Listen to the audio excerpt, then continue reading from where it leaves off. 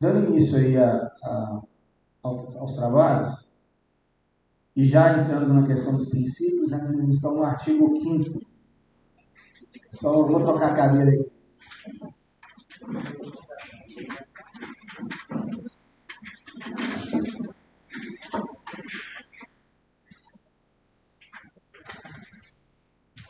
Princípios, está no artigo 5º da lei. Legalidade, impessoalidade, moralidade, publicidade e transparência. Interesse público, probidade administrativa. Eficácia, eficiência, planejamento, celeridade, economicidade. Igualdade, transparência, motivação, vinculação ao edital, julgamento objetivo. Segurança jurídica, razoabilidade, proporcionalidade. Decreto-Lei 4.657, que é a Lei de Produção do Direito Brasileiro, e segregação de funções. Eu tenho certeza que a última fala, o último princípio mais tem gerado interesse dentro do município, que é a questão de segregação de funções. Nós vamos conversar sobre isso. Mas eu gostaria de focar na questão da legalidade, da impessoalidade, da moralidade, da publicidade e da transparência. Obviamente, os demais são importantes, mas eu penso que a questão da legalidade, da impessoalidade, da publicidade, são os 3 principais pontos aí para mim dentro da estação. Por quê? Questão de legalidade. Isso é uma coisa que eu vi a lista dos participantes, as pessoas inscritas. Sei que aqui tem servidores que já estão há um tempo na administração pública, já estão há um tempo nas licitações, nas contratações públicas, mas eu vi que tem servidores mais novos, mais recentes nessas atividades. Então, eu vou pedir licença aqui aos mais experientes na administração pública para poder dizer uma fala aqui muito importante para os menos experientes. A questão da legalidade é o ponto principal de tudo. Obviamente, você não faz nada que a lei não autorize de forma expressa. Então, aquele raciocínio de que eu posso fazer algo que a lei não está me proibindo, não funciona na administração pública. E a lei aqui, ela tem que ser entendida não como sentido formal e estrito. Não é a lei do ponto de vista daquela norma que passa por um processo legislativo, seja a nível nacional, estadual ou municipal, mas também a regulamentação que o município, no caso, mantém com relação à aplicação da lei. E nesse caso da Lei 1433, salvo engano, vocês vão achar em mais de 80 menções ao longo da lei, falando em regulamentos que vão ter que ser expedidos pelo órgão público responsável pela execução da licitação ou da contratação direta ou da gestão do contrato. Então, essa questão da legalidade é muito importante. Nós não podemos emitir regulamentos assim, ao livre-arbítrio de cada município, óbvio que não. Isso tem que ser feito com muita cautela, mas é possível regulamentar a lei de uma forma a adequar o que a lei pretende à realidade do município. Rio Doce, 2.500 habitantes, Alvinópolis, 15, 16 mil habitantes, Barra Longa em torno de 6 mil habitantes, São Pedro dos Ferros em torno de 6, 7 mil habitantes. Então, os municípios, cada um aqui presente, já tem uma realidade completamente distinta do outro. E se, por um lado, a lei criou uma dificuldade para quem aplica, principalmente em tribunais, seja tribunais de contas, seja tribunais do Poder Judiciário, porque será necessário, né, quando essa questão for levada ao tribunal, que seja avaliada a legislação do município, o que, por exemplo, já acontece com a legislação que regula as relações jurídicas entre servidor e município, no Estatuto dos Servidores. Na Lei 866 a gente não tinha essa amplitude. Isso facilitava o intérprete julgador a aplicação da lei. Mas agora a gente tem essa prerrogativa, ela deve ser exercida, mas obviamente tem que ser exercida com cautela, porque a gente tem que motivar as regulamentações que eventualmente sejam expedidas. Estou dizendo a importância dessa questão da legalidade, porque no dia a dia eu vejo isso muito. A gente tem questões pontuais de cada município que são tratadas de forma abstrata, genérica na lei, como realmente tem que ser tratado uma lei. E isso tem que ser regulamentado, trazido para a realidade do município, de uma forma que traga essa segurança para quem está aplicando, né? Quem está fazendo o processo de licitação, quem está fazendo o estudo técnico preliminar, quem está sendo responsável pela execução contratual. Em resumo, a questão da legalidade já tem que ser exercida de forma plena pelos municípios. Toda vez que tiver uma questão que envolva uma dúvida, essa questão deve ser levada ao órgão jurídico do município, ao controle interno do município, obviamente a nível de secretaria ou até do prefeito, discutido, resolvido e regulamentado. Se possível, regulamentado de forma motivada, vinculada a interpretações que já existam nos tribunais de contas.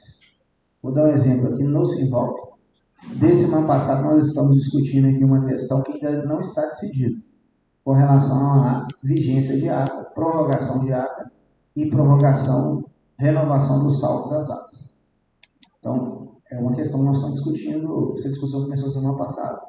A gente vai evoluir com isso essa semana e nós vamos decidir o que vai ser feito.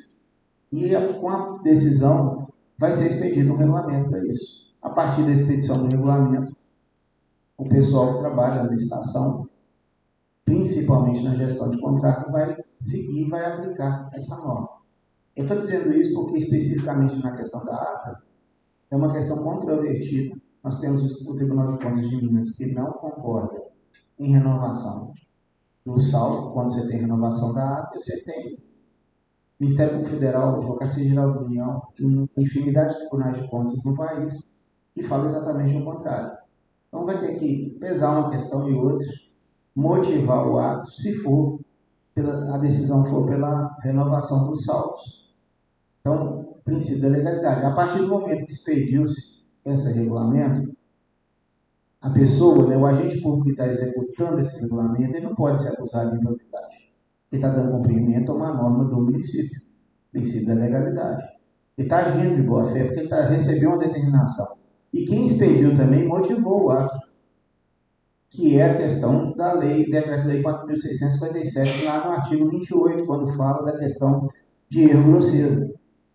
O erro grosseiro é o erro que a gente chama lá no direito, né, de uma indecisão teratológica, uma coisa completamente absurda. Ela é tão absurda que ela é teratológica. Então, o erro grosseiro é uma ação ou omissão administrativa totalmente carente de fundamentação, seja ela uma motivação jurisprudencial, seja ela ter uma motivação legal regulamentar. Então, a legalidade ela é atendida toda vez que você tem uma lei de forma expressa, ou que, se a lei depende de interpretação, é feito o ato normativo de interpretação ou de complementação daquele dispositivo legal que vai ser aplicado. Então, esse princípio ele é imprescindível. Ninguém nos municípios pode abrir mão dele. Ele é de caráter obrigatório. Então, uma coisa que vocês têm que observar bastante. No dia a dia das licitações, das contratações, se não existir uma norma que estabeleça como deve ser a atuação de vocês como membros de licitação, de equipe de contratação, ou autoridades solicitantes, ou gestores de contrato, tem que parar o processo, discutir e regulamentar. E, como eu disse, cada município tem uma realidade, tem a sua necessidade, tem as suas especificidades para poder fazer cotação de preço ou para poder estabelecer se eu vou fazer uma compra local ou uma contratação regional, se eu vou considerar, como eu vou considerar o que é inexequível, porque a lei traz requisitos, mas mesmo quando a lei traz requisitos, ela manda você dar oportunidade para quem está fazendo a proposta de apresentar e comprovar que aquilo que a princípio é inexequível. Então tem toda uma regulamentação aqui no Simval, eu não sei o número exato, mas eu imagino que deve ter mais de 30 instruções normativas de regulamentação de licitação. E acredito que a gente ainda vai fazer outras aqui. E fora que a gente tem que ir atualizando, porque aquilo que foi às vezes elaborado há um ano atrás, que tinha um posicionamento jurisprudencial, ele evoluiu ao longo do tempo, ele mudou. Vou dar um exemplo aqui que não tem nada a ver com o que a gente está discutindo. Mas em dezembro, o Tribunal de Contas deu uma decisão com relação à suplementação. Como é que o município tinha que tratar a suplementação? Isso foi em dezembro. Novembro e dezembro. Mês passado, eles já deram outra decisão, exatamente contrária ao que tinha sido dito há 3 meses atrás. Então, isso é um trabalho constante também. Não é só fazer e esquecer que isso aí é aplicando. Tem que acompanhar a evolução daquilo. Então, a tarefa, ela não é simples, mas ela é de suma importância porque ela traz segurança para todos aqueles que estão executando aquela norma. Então, isso é muito importante. Impessoalidade é uma coisa também, é a mesma questão que eu disse aí para quem é mais experiente, né? Eu vou dizer aqui para os menos experientes. É uma coisa que na administração pública é indispensável a impessoalidade. Eu não posso decidir porque eu gosto ou desgosto, ou porque eu acho. Eu tenho que decidir de forma objetiva, seguindo um padrão que seja isonômico para todos aqueles que estejam na mesma situação. Que é aquele caso que eu estou tratando. Ou seja, tem que ser decisões impessoais e tem que ser uma atuação impessoal. Moralidade. A moralidade ela é intrínseca a qualquer ato ou qualquer ação de qualquer agente público na administração pública, né? Então, a gente fala muito da lei de improbidade, mas é o que, na verdade, ocorre que é a questão da probidade, da moralidade. Então, a pessoa que pauta os atos pela moralidade, ele age de boa fé. É aquilo que eu disse com relação à questão da lei de improbidade. Então, a moralidade, ela é uma condição diária de todos vocês aqui, na verdade, todos nós, que também não só os servidores, mas também, no meu caso, por exemplo, eu não sou servidor público, mas que atuo na administração pública, também tem que atender o mesmo princípio. E, na verdade, até como cidadãos, a gente também tem que ter em relação ao dia a dia das questões que são na esfera privada. Publicidade e transparência é uma questão até óbvia para todos, não é porque todos os atos da administração pública eles devem ser públicos e eles têm que atender a transparência. Na verdade, o nosso país chegou a ter a necessidade de ter uma lei de acesso à informação para poder assegurar essa transparência. O que eu sugiro, no caso da publicidade e transparência, para os municípios que tenham condição de trazer o processo para uma forma eletrônica, é fazer o processo de forma eletrônica, manter o tempo real na internet. Acaba o questionamento, acaba a dúvida. Né? Se um vereador que tem todo tipo de pedir informação, ele quer saber, ele entra lá no site da prefeitura e vai ver o que está acontecendo. O Ministério Público, da mesma forma. Né? Se um fornecedor representa no Tribunal de Contas porque ele não concorda com determinada situação e é direito dele não concordar, o funcionário do Tribunal de Contas não vai requisitar a informação da prefeitura, ele vai entrar no site da prefeitura e vai ver lá as informações e vai baixar as informações.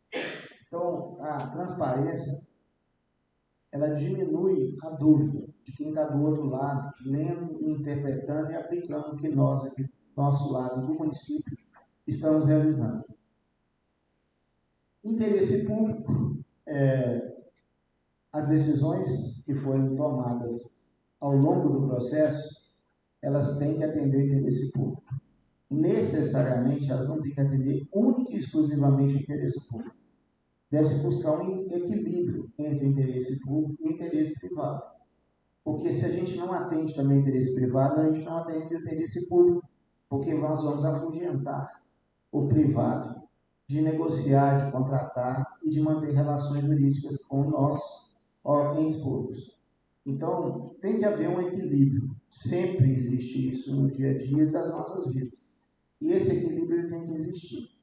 Mas o interesse público, quando houver um conflito em que não existia possibilidade de manter esse equilíbrio, tem que ser assegurado, nesse caso, o interesse público em detrimento do interesse privado.